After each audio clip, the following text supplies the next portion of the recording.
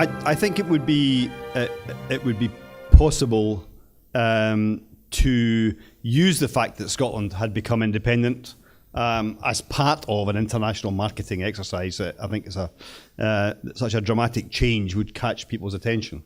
But my own view is that we benefit at the moment strongly from having the powers to do this ourselves, but still being part of the United Kingdom. So the advantage that we have, in my view today, which I used to call the best of both worlds, that we had the power and the autonomy to go out and promote Scotland and make these changes ourselves, but we also had the vehicle, the larger stage of the United Kingdom, to go out and do that on. So we had the UK embassies around the world, we had the profile of the UK, the strength of their marketing that we could attach ourselves to. So on balance, I would prefer us to stay inside the UK, and I would prefer for us to continue to try and use both our own powers and their powers to promote Scotland. But I can see how, if Scotland made a decision to become independent, while there might be initial disruption, the fact that change is taking place might make people sit up and and think about coming to Scotland because something different is happening. What the long-term implications would be are another debate. If I'm being honest, I think one of the areas where we have slipped back since I left the position of First Minister in 2007 is that we did have a specific scheme in place, which meant that the system for visas to work in Scotland was more liberal, it was more flexible than it was in England, Wales and Northern Ireland and the rest of the UK. And I think that gave us a great advantage, and it was one of the reasons why we had success in attracting people to come. That system, as I understand it, that system has now come to an end, and now the system is the same across the UK, although I think within the new points system in the UK, there is at least a possibility that wanting to work in Scotland can slightly alter your success in getting a visa. So it's maybe not as easy as it was 6 years ago, but I think there is still a desire in Scotland to have people come, and certainly culturally in Scotland today, people are, in my view, much more welcoming of people coming from other countries to work than they are in many other Western European countries. The sort of hostility that you see in a lot of countries, large and small, in Western Europe today, is not as strong in Scotland as it is there. So Scotland, I think that cultural change is still in place. I'm not so sure the system is there to back it up, but hopefully someday it will come back. There are some scholarship funds, yes, and I think in Scotland, particularly with a number of African countries and with some connection with the Commonwealth as well. So I don't have all of them here, but there are definitely some funds. Some are distributed by individual universities or colleges, and there are some national programs as well. It's not quite as structured as it is here in Germany, but there are opportunities to get scholarships and also to get a more flexible approach to fees depending on where you're coming from. And for the position after graduation, there is a period in which you are allowed to stay in the country to look for work, and almost all of our universities and colleges do still have a system in place where they provide advice and assistance for international students if they want to stay, and many do. So in general terms, the answer would be yes. I'm not sure the systems are as strong as they were 6 years ago, partly because of the economic conditions, but the basic culture is still there. The roots are still there. Maybe it's not quite as many in numbers terms. Well, there are two sides to this argument. Those who are against independence say that this would be one of the areas where Scotland would lose out. That we would lose the UK's representation around the world, the experience and the profile that comes with that, and that there would be a huge cost in doing that ourselves. And I think that's quite a valid position. On the other side of the argument, those who support independence will say that that there are many small countries around the world who share embassies and share representation with other countries, and that Scotland could do the same thing. So in different parts of the world, we would not always need to have our own embassy, but we could perhaps share with others, and that would minimise the costs, and maybe even occasionally still use the UK. But that would mean that they would have to agree to that. So again, there are arguments on both sides. I suppose my own view would be that if we look at Scotland's position internationally, I think we benefit as a country from the fact that the UK has such a massive profile. I would prefer Scotland to be part of the UK's representation, permanent representation in the Security Council of the United Nations, than just be one seat in the General Assembly.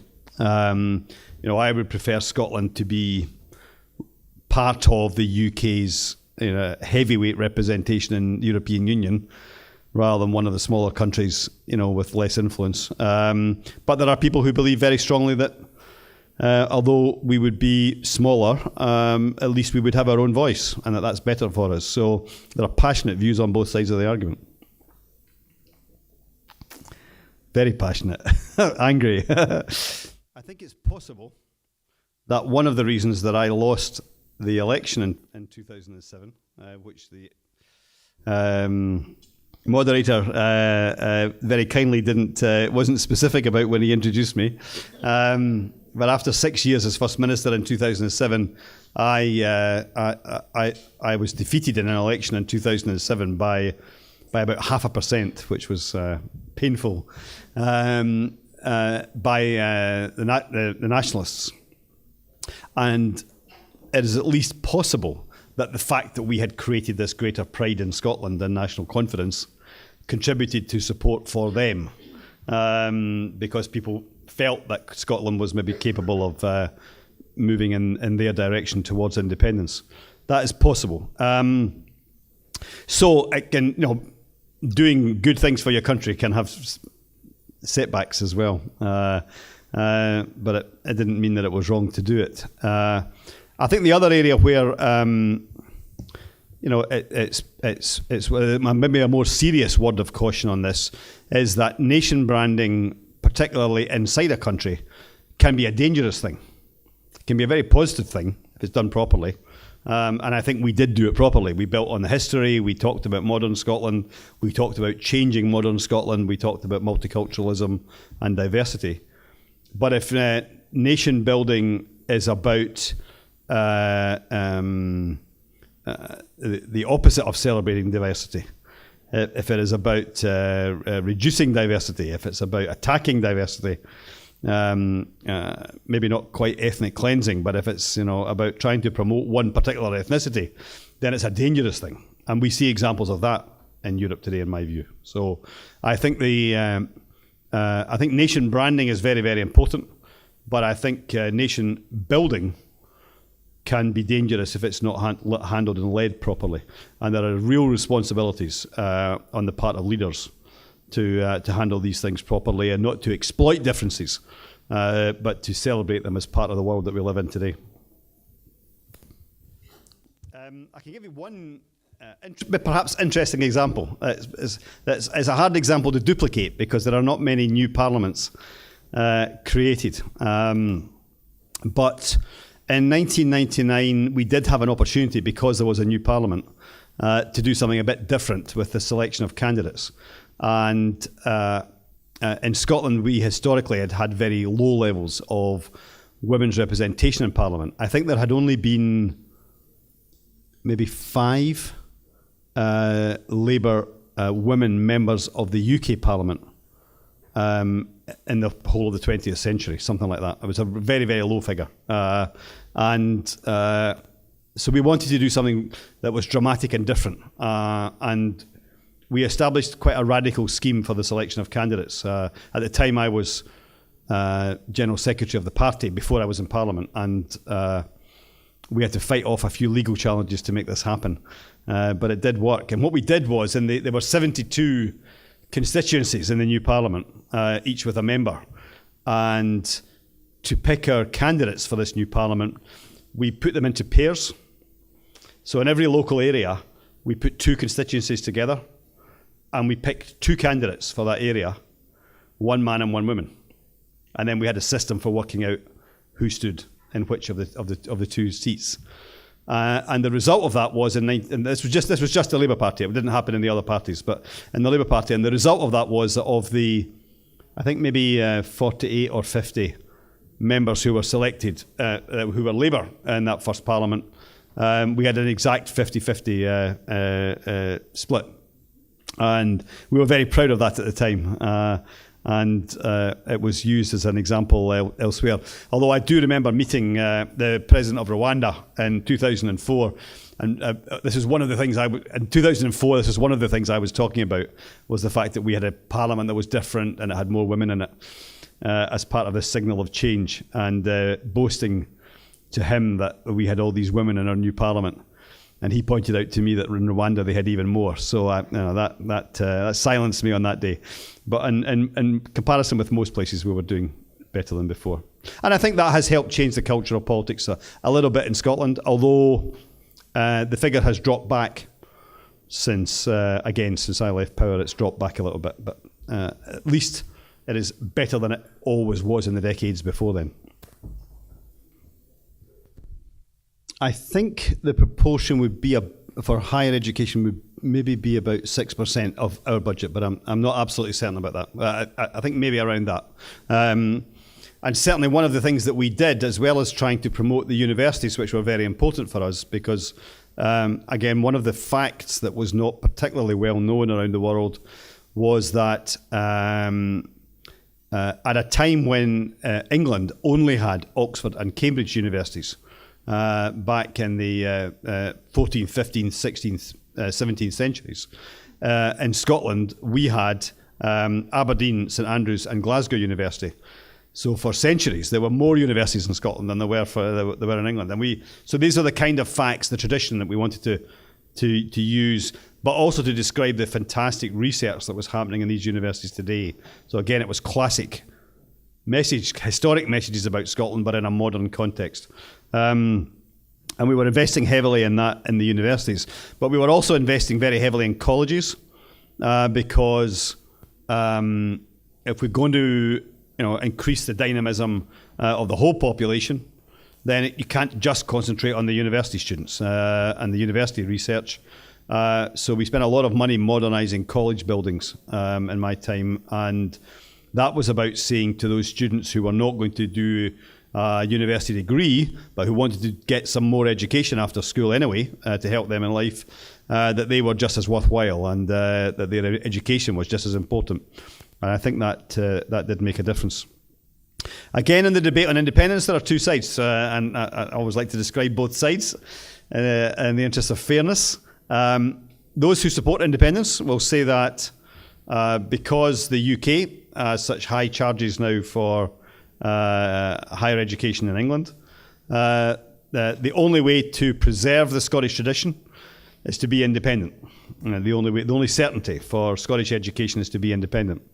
On the other side of the argument, I think again there is a powerful argument that if Scotland had less certainty about its public expenditure, to put it diplomatically, then the amount of money we can currently spend on higher education might be threatened, and therefore one of the threats of independence is that commitment to higher education might be challenged in the years to come. I love the fact that every question's from a different country. This is the ICD at work, isn't it? I know that some very famous personalities have been involved on either side of this branding issue. Have you used any famous people in the branding process, like say Sean Connery and so on? Yes, and again, what we tried to do was mix, I suppose, old and new.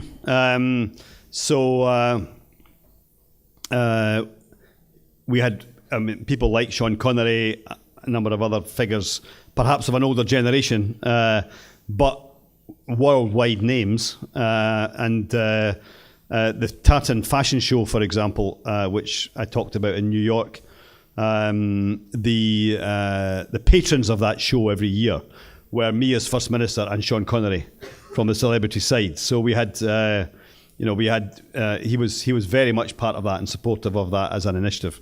But on the catwalk, rather than we used a younger generation of Scottish celebrities. So, for example, an actor, Alan Cumming, who was very big in America at the time, young Scottish actor. I mean, he would appear regularly on the catwalk, as would some of our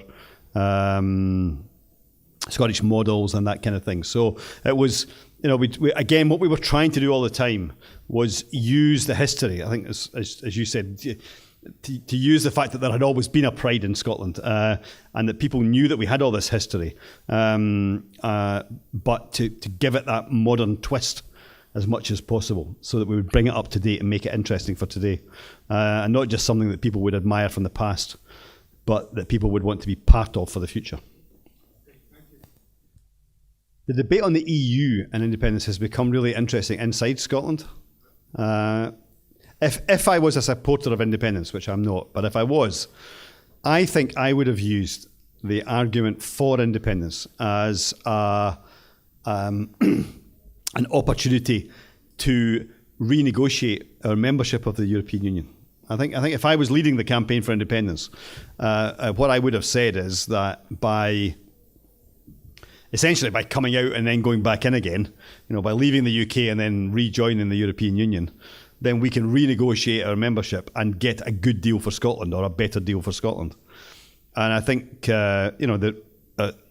although the conditions for joining the European Union are tough, as, for example, Croatia and the Balkan states are finding just now, the reality is that the European Union wants more members. So they are always willing to give some benefits as part of that negotiation. So I think Scotland, it would have been better for Scotland if that had been the argument for the independence campaign. But what the leaders of the independence campaign have been saying is that we will automatically join the European Union. That because we are already in, the fact that the UK splits in two means that both of the new entities would automatically be in the European Union.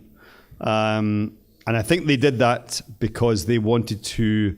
They've been arguing that because they want to create the impression that this will be a very smooth process with no disruption. And I can understand that. But I think if I had been them, I would have been arguing for a bit of disruption, because the negotiation might have been a useful thing. I think if it happens in the aftermath, one of the challenges for Scotland is going to be to establish the kind of relationships that can take decades to build up between countries, diplomatically, economically, legally, in all these different regards. I think it is underestimated just how big that challenge is going to be if we're going to be where we are today. It's possible to do all that. It is possible to have new relationships. It's possible to develop them over time, and of course, it's not going to be life-threatening if it doesn't happen immediately. But given the relationship that we do have with the rest of the world today through the UK, I think to break that relationship and start again is likely to set us back a few years, at least at the beginning. And that's one of the concerns that I have about the whole process.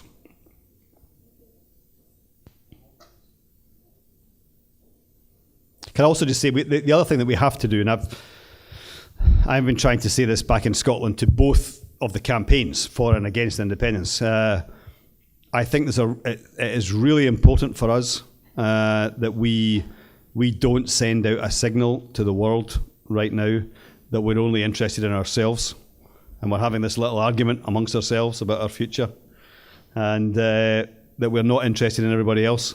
So I think I'm worried that we could do some damage to this important work that we did to open Scotland up to greater diversity by talking about the Scots as if they were the only thing that was important, and no longer sending out strong messages that welcome and attract other people. So one of the dangers of having a debate about independence and a referendum is that because of the publicity that will generate, and it will around the world, that will send out a signal that we are not really welcoming to other people, at least for now.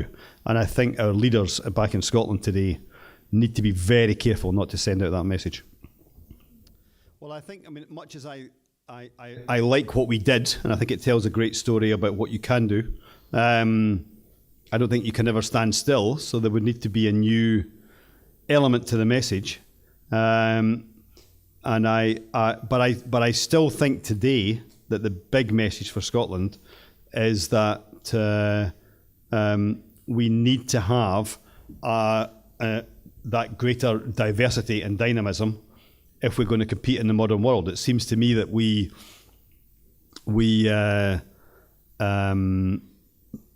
live in a world where there are basically three big challenges, and I'm sure we're going to talk about these over the weekend. There is the massive economic challenge of coming out of this financial crisis from 2008 to a world hopefully that is less unequal, and in which the different economic powers of the world have a greater share in the decision making and in the allocation of resources. There's the challenge of conflict and development, and the fact that there are a billion people in the world living in fragile states whose lives are utterly miserable, and I think dealing with that internationally is absolutely fundamental. And the third, of course, is on climate change. I think one of the things that we can do in Scotland is make a contribution to each of those. I think we may be a small country, but we educationally and economically have a contribution to make to that better future economically. I think that because we had such a peaceful democratic transition to a new parliament, and we've managed to handle a debate about our future in a peaceful democratic way, and because we have always been internationalist as a country in our outlook, we can make a contribution to development and to conflict around the world. And because we treasure our natural resources, and we have, for example, a fantastic resource of renewable energy, and we have all this scientific research going on, then I think we can do something for climate change too. So in each of these three big challenges that the world faces, I think what I would want to do is position Scotland as a small country that can contribute as well as benefit from the rest of the world. Thank you very much. Please, a big hand to Lord McConnell. Thank you.